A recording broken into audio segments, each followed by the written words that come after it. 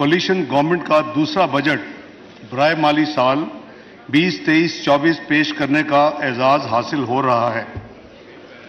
जनाब स्पीकर, इससे पहले कि मैं माली साल 23-24 बजट के अदाद शुमार इस मुअज़्ज़ज़ ऐवान में पेश करूं, मैं आपकी इजाज़त से मियां मोहम्मद नवाज शरीफ की बतौर वज़ीर-ए-आज़म हुकूमत 2013-17 और तहरीक इंसाफ की नाअहल हुकूमत 2018-22 का एक तकाबली जायज़ा पेश करूंगा।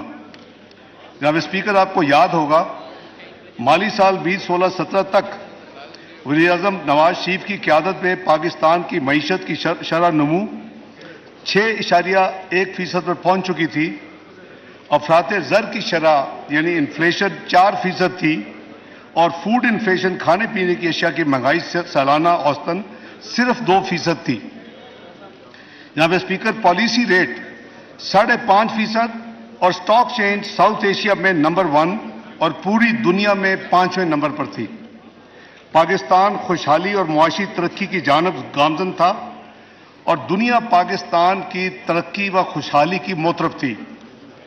Global अदारा price water house coopers की प्रोजेक्शन के मुताबिक साल 2030 तक पाकिस्तान G20 का रुकन बनने यानी दुनिया की 20 सबसे बड़ी मईशतों में शामिल होने जा रहा था। पाकिस्तानी रुपया मुस्तहकम और ज़र मुबादला के ज़खायर $24 बिलियन का बुलंद तरीन तारीखी रिकॉर्ड कायम कर चुके थे। जनाब स्पीकर, मुल्क में बिजली की कमी को पूरा करने के लिए नए मंसूबे मुकम्मल किए गए, जिससे मुल्क में 12 से 16 घंटे की रोजाना लोड शेडिंग से निजात मिली और मुल्क की मुआशी तरक्की में एक बड़ी रुकावट को दूर किया गया।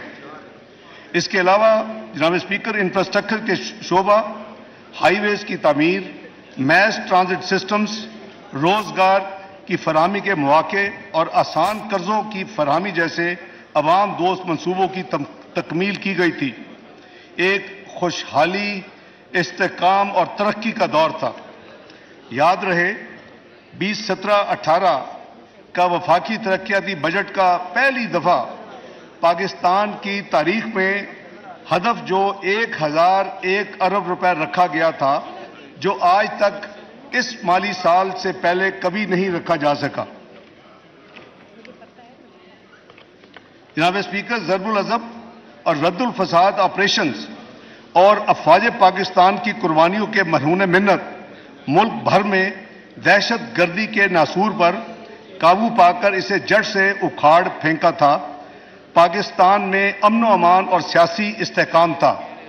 जनाब स्पीकर, आपको याद होगा हम कहते थे 3 E's, energy, economy and extremism. ये था हमारा मिशन उस वक्त 3 E's का। जनाब स्पीकर, इन हालात में आनन फानन मुंतखब जमहूरी हुकूमत के खिलाफ साजिशों के जाल बिछा दिए गए, जिसके नतीजे में अगस्त 2018 में एक सिलेक्टेड हुकूमत वजूद में आई।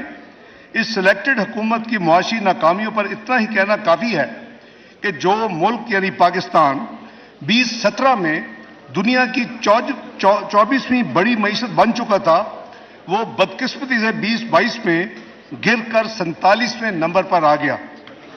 जनाब स्पीकर, आज पाकिस्तान मुआशी तारीख के मुश्किल तरीन मराहल से गुजर रहा है। मैं इंतहाई वसूख से कहना चाहूंगा कि आज की खराब मुआशी सूरत हाल की असल जिम्मेदार पाकिस्तान तहरीक इंसाफ की साबका हुकूमत है। मौजूदा हालात पिछली हुकूमत की मुआशी, बद इंतजामी, बदउनवानी, अनाद परस्ती और अकबरा परवरी का शाखसाना है। लिहाजा यह मुनासिब होगा कि माली साल 21-22 तक मुआशी सूरत हाल का एक जायजा इस ऐवान में पेश किया जाए। जनाब स्पीकर, पिछली हुकूमत के गलत मुआशी हिकमत अमली के बायस करंट अकाउंट खसारा $17.5 अरब पर पहुंच गया। ज़र मुबादला के ज़खायर तेजी से गिर रहे थे। IMF का प्रोग्राम की तकमील पाकिस्तान के लिए इंतहाई अहम थी, लेकिन PTI हुकूमत ने इस नाजुक सूरत हाल में हालात को जानबूझकर खराब किया। पेट्रोल और बिजली की कीमतों में सब्सिडी के जरिए कमी कर दी। ऐसे इकदाम उठाए जो IMF की शराइत की सरीहन खिलाफ वर्जी थी। ये उनकी सॉवरन कमिटमेंट थी। एक एग्रीमेंट साइन किया था पाकिस्तान के बेहाफ पे। یہاں تک کہ اس ضمن میں آپ کو یاد ہوگا جناب اسپیکر کہ سابقہ حکومت کے وزیر خزانہ نے فون کر کے 2 صوبائی وزیر خزانہ پر شدید دباؤ ڈالا کہ وہ اپنا قومی فریضہ انجام نہ دیتے ہوئے IMF کے پروگرام کو سبوتار کرے. یہ اقدامات نئی حکومت کے لیے بارودی سرنگیں بچھانے کے مترادف تھا. ان اقدامات نے نہ صرف مالی خسارہ میں اضافہ کیا بلکہ حکومت پاکستان اور IMF کے درمیان تعلقات کو شدید نقصان پہنچایا. اس پر ستم ظریفی یہ کہ PTI نے تمام حالات کی ذمہ داری نئی حکومت پر ڈالنے کی کوشش کی. یہ کوشش محض چور مچائے شور کے مترادف تھی. ان کو یقین تھا کہ معاشی حالات اتنے خراب ہو جائیں گے کہ پاکستان کو کوئی بھی ڈیفالٹ سے نہیں بچا سکے گا. آپ ذرا بعد میں ہی بات کر لیتے رکھیں. Order in the house please. تمام معزز ممبران اپنی اپنی نشستوں پر تشریف رکھیں لہذا وہ اور حقائق کو خاموشی مسخ اختیار کر کریں کے پلیز. جناب اسپیکر لہذا وہ حقائق کو مسخ کر کے ان کی ذمہ داری آنے والی یعنی موجودہ حکومت پر ڈالنے کی پوری کوشش کی گئی. یہ انتہائی غیر ذمہ دارانہ طرز عمل تھا. کسی محب وطن سیاسی جماعت کو اس طرح کا طرز عمل زیب نہیں دیتا. جناب اسپیکر اللہ تعالیٰ کے فضل و کرم اور وزیر اعظم شہباز شریف اور اتحادی جماعت پور تعاون سے ایسے مشکل معاشی فیصلے کیے گئے اور کیے جا رہے ہیں. جناب اسپیکر موجودہ مخلوق حکومت کے مشکل فیصلوں کی وجہ سے الحمدللہ ملک ڈیفالٹ سے بچ گیا اور زر مبادلہ کے ذخائر میں گراوٹ کے جو سپیڈ تھی اس کو کم کیا گیا. حکومت نے IMF پروگرام کے نئے جائزے کی تمام شرائط کو پورا کر چکی ہے. IMF پروگرام حکومت کی ترجیح ہے. اس لیے حکومت باقاعدگی سے IMF سے مذاکرات کو جاری رکھے ہوئے ہے.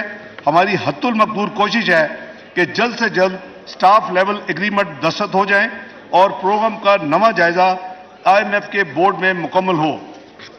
جناب اسپیکر حکومت کو عوام کی مشکلات کا اندازہ ہے اور اس کی ہر ممکن کوشش ہے کہ عوام کو ریلیف دینے کے زیادہ سے زیادہ اقدامات کیے جائیں تاکہ عوام کو مہنگائی کے اثرات سے بچایا جا سکے. مہنگائی کو مدنظر رکھتے ہوئے حکومت نے چند ماہ پہلے بے نظیر انکم سپورٹ پروگرام کے تحت دیے جانے والے کیش ٹرانسفر یعنی جو ہم کیش ہیلپ کرتے ہیں اس کی شرح میں 25% اضافہ کیا اور بسپ کے بجٹ کو 360 ارب سے بڑھا کر 400 ارب روپے کر دیا تھا. اس کا اطلاق جناب اسپیکر 1 جنوری 2023 سے کر دیا گیا اور جو ریسیپینٹس ہیں بینیفیشریز ان کو بیک ڈیٹ سے وہ رقوم مل چکی ہیں. جناب اسپیکر پنجاب اور خیبر پختونخوا میں وزیر اعظم شہباز شریف کی نگرانی میں مفت آٹے کی تقسیم کا پروگرام یعنی مرتب ہوا اور اس پہ عمل درآمد ہوا. اس کے علاوہ وفاقی حکومت کی طرف سے یوٹیلٹی سٹورز کارپوریشن کے ذریعے عوام کو سستی یعنی مارکیٹ پرائس سے کم قیمت کے اوپر جو اشیاء فراہم کی گئی اس کے لیے حکومت نے 26 ارب روپے خرچ کیے. پچھلے 1 ماہ میں جناب اسپیکر حکومت نے 2 مرتبہ پیٹرولیم مصنوعات کی قیمتوں میں کمی کی. نتیجتاً پیٹرول کی قیمت میں 20 روپے، ڈیزل کی قیمت میں 35 روپے اور لائٹ ڈیزل کی قیمت میں 17 روپے کمی کی گئی. امید ہے اس کے نتیجے میں مہنگائی میں کمی آنی چاہیے. جناب اسپیکر جولائی 2022 سے اب تک حکومت ماضی کے تقریباً 12 ارب ڈالر کی بین الاقوامی قرضہ جات کی ادائیگیاں کر چکی ہے اور تمام تر بیرونی ادائیگیاں الحمدللہ بر وقت ہو رہی ہیں. اس کے باوجود ملکی ذخائر جو ہیں وہ قریباً 9 ارب 34 کروڑ ڈالر کے قریب ہیں اور انشاءاللہ اس میں توقع کی جا رہی ہے کہ آنے والے مہینوں میں اس میں بہت بہتری آئے گی.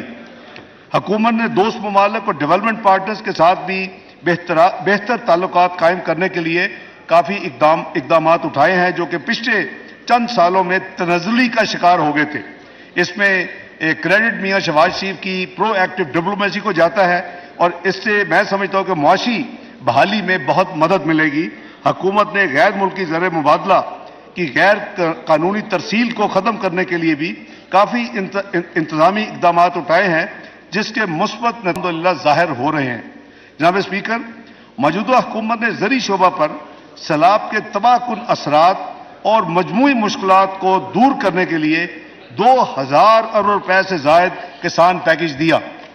مجھے خوشی ہے کہ اس پیکج کی معیشت پر مثبت اثرات نظر آ رہے ہیں۔ سیلاب کی تباہ کاریوں کے باوجود زرعی شعبہ میں 1.5% گروتھ، پازیٹو گروتھ ہمیں ملی ہے الحمدللہ۔